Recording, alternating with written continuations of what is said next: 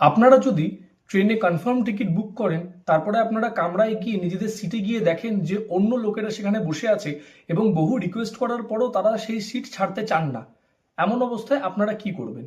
এরকমই ঘটনা ঘটেছিল কন্যাকুমারী পুনে এক্সপ্রেসে, যখন একটা ফ্যামিলি, সেখানে সিনিয়র সিটিজেনও ছিল, ট্রেনের টিকিট বুক করার পরে তারা কামরায় উঠে দেখেন যে ফ্লোরের মধ্যে অসংখ্য লোক শুয়ে রয়েছে, সিটের মধ্যে লোক বসে আছে এবং ওপরে স্লিপার বাতে লোক শুয়ে রয়েছে।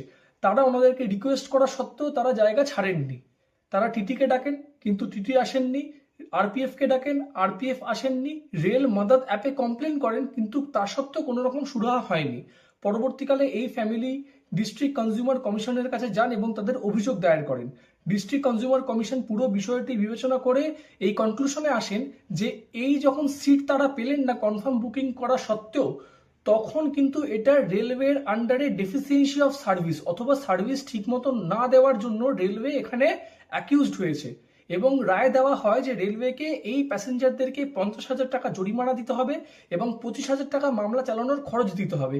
এবং এটাও বলে দেয় যে রেলওয়ে যদি কোনোদিন কনফার্ম টিকিট বুকিং নেয়, তাহলে কিন্তু তাদেরকে কনফার্ম সিট দিতেই হবে।